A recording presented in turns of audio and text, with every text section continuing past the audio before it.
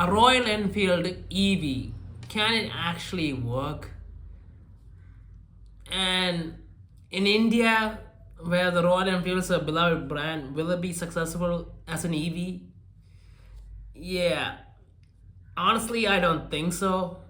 And I'm not talking about the current prototypes and all that stuff. I'm talking about when the classic 350 eventually brings out an EV version of it.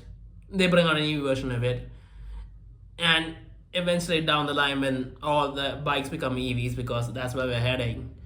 And Royal Enfield, can the classic really be a EV? Would people really like that? And when you think about it, Royal Enfield as a brand and EVs, I don't feel like they've really mixed together well.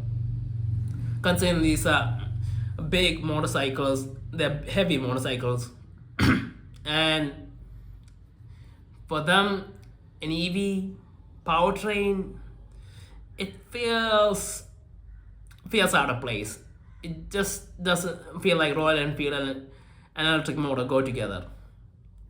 And when that happens, and eventually the classic EV or something, whatever it's called, classic 350 EV, will people buy it? Well, there are probably going to be a few people who will buy it for the efficiency, although I'm wondering how much range a classic 350 EV can get. I mean, I guess the bike wouldn't really change that much, might not change that much in weight with the electric motors and the battery pack, but I'm not sure. And even then, it's not going to have the sound of the internal combustion engine and the classic 350 sound that we're all used to. And if it's silent, I mean, does it really have an impact? And that's the problem. And I guess they could put artificial sounds in there, but I mean, those artificial sounds, yeah, I don't think people are gonna like that. And I guess the sound is useful in terms of letting people know that the bike is passing by, but in terms of the feel, I mean, even with the artificial sound, you're not gonna get the feel of the engine. That's not something that EVs can give you. And because of that, the Class 350, when it becomes an EV, it could end up having a big problem.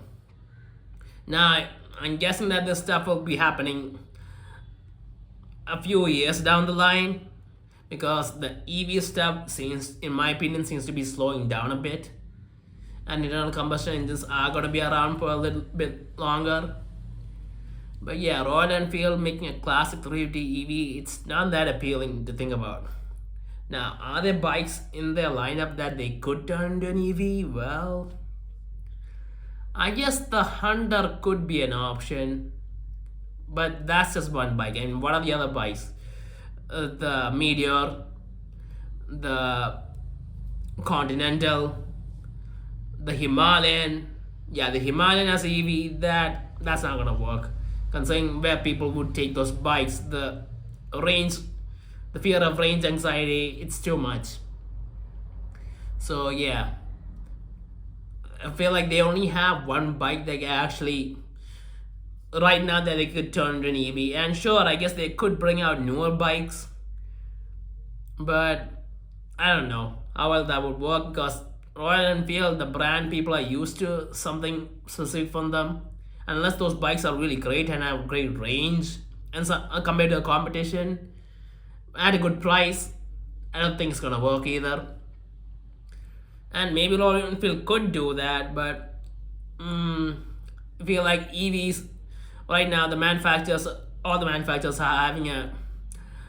aren't able to get the range up there as much as they would have wanted to. And I think they know what the people want, but the technology, the limitations that they have, the battery and all that, it's keeping them from making the products that people want.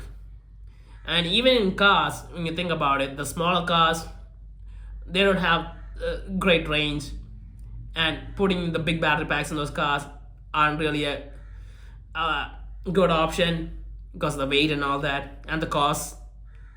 So yeah, Royal Enfield making an EV, it would be interesting to see what the approach might be. I mean, from the stuff I've seen feels like they might be going in a completely new direction and trying to get people to notice them, but is it enough to get people to buy them in mass after noticing them? I mean, whenever any new product comes out, there's going to be a lot of people who would want to buy it. Any in India, that would be enough for initially big sales and all that, but you need long-term sales, and Royal Enfield EV doesn't honestly sound that compelling. And honestly, the rest of the motorcycle manufacturers, it's it's kind of the same thing for some of them. I mean, if KTM makes an EV, yeah, people aren't really going to be that excited about the KTM EV. But if Bajaj makes an EV, yeah, it could make sense. A lot of people buying Bajaj motorcycles want computers and all that stuff. So for them, it's okay. But for the KTM fans, they would want an exciting machine, and an EV, it's not that exciting, although it's fast.